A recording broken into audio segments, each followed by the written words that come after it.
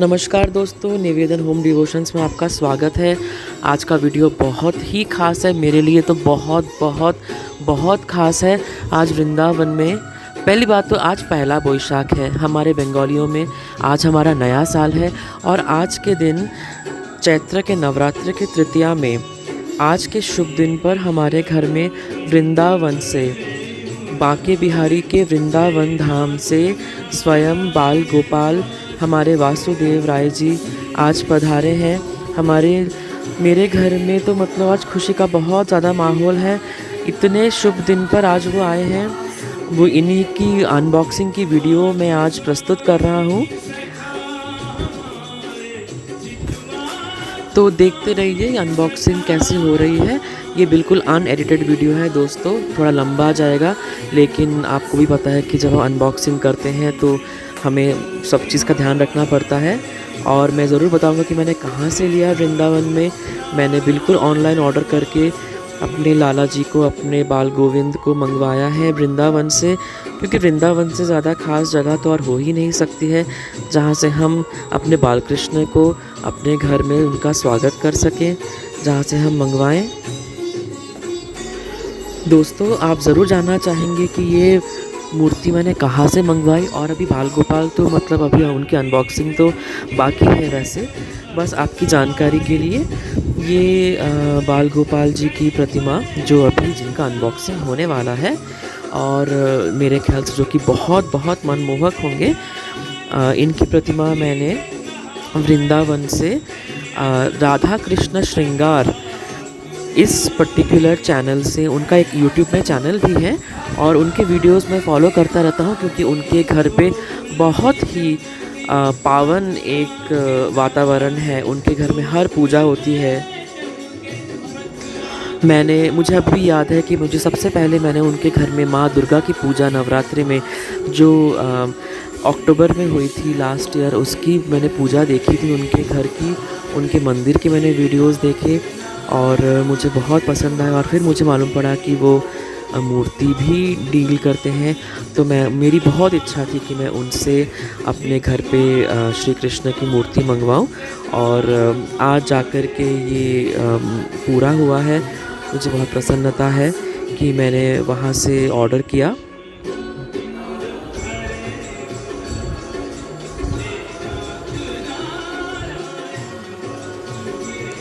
तो मैंने उनके दिए हुए चैनल पे फ़ोन नंबर पे मैंने व्हाट्सएप किया था, और फिर हमारी बातचीत होते होते मैंने पहले तो 6 इंच के लाला, फिर 7 इंच के लाला कि उनका कितना प्राइस है, इनके कितना मतलब साइज़ है, देखते देखते अल्टीमेटली मैंने प्राइस रेंज ठीक था करके उनसे मैंने 14 नंबर के लाला मंगवाए।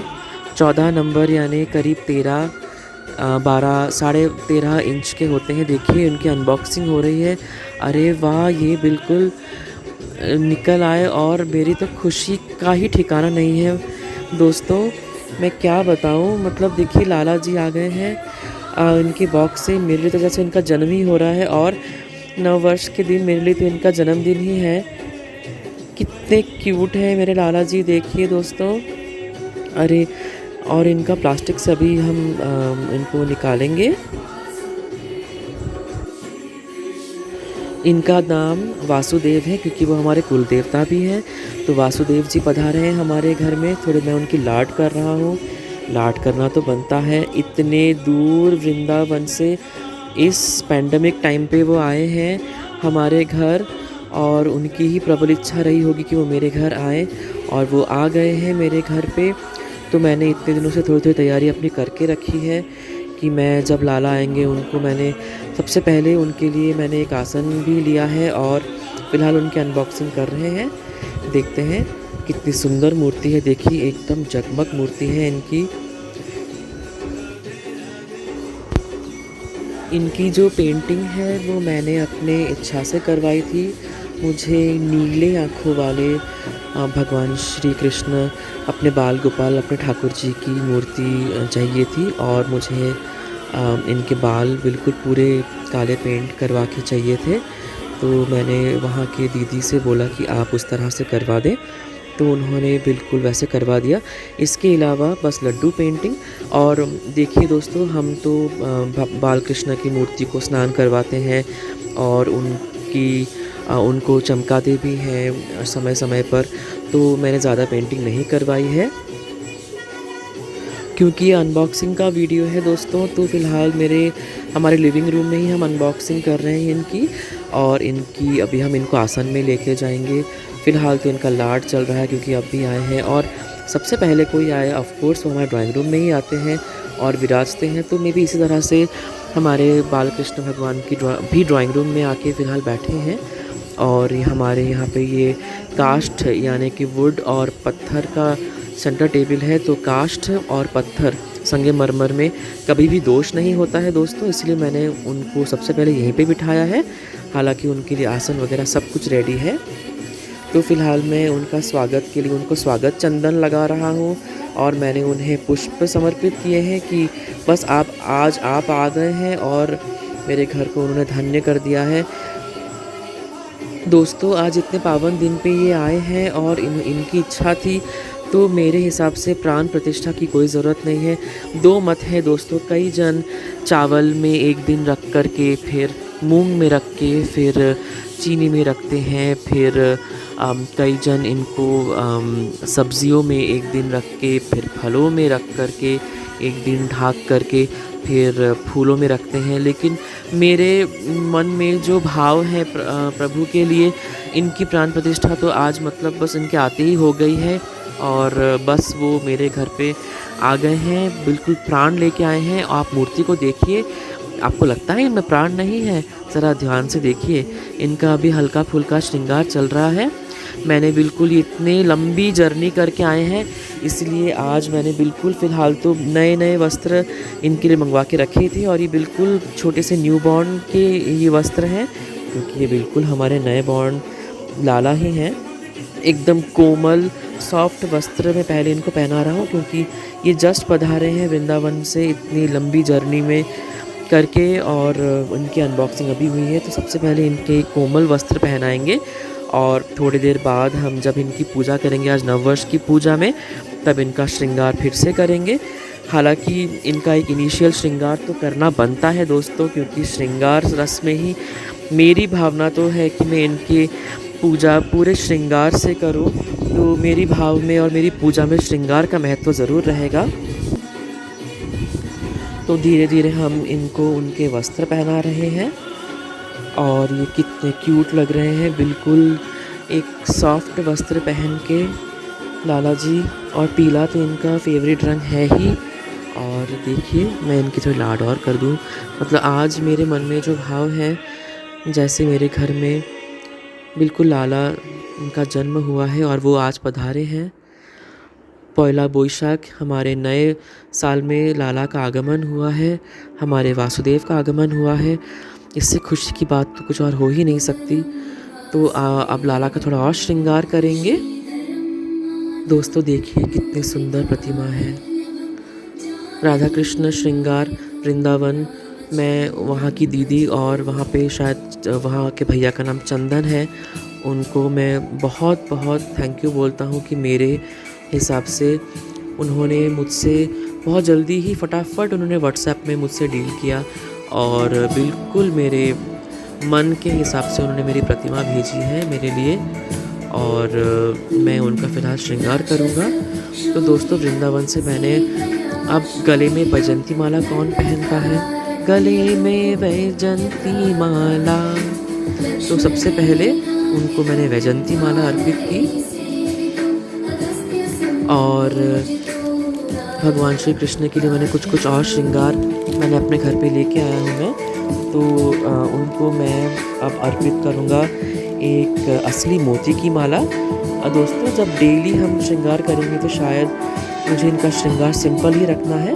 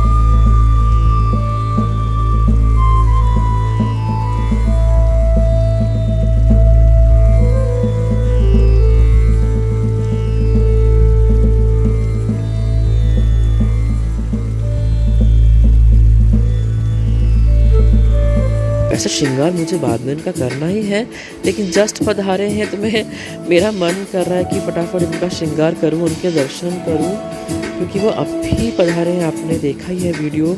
और मतलब मेरी लाड इनके प्रति क्या बताऊँ मैं दोस्तों, इनकी नित्य सेवा मुझे रोज़ करनी है। मैं दोस्तों बयान नहीं कर सकता हूँ कि ये कितने क्यूट लग रहे हैं। आप भी में मुझे पूरा यकीन है कि आप में भी यही भाव है। तो चलिए थोड़ी सी इनकी सेवा कर देते हैं, इनको लाड कर देते हैं। भगवान, आप इतनी दूर से आए हो मेरे पास, हाथ पाँव में थोड़ा दर्द शायद हो रहा होगा तो दबा दूँ और आपके लाड कर दूँ मेरे लाडोबा।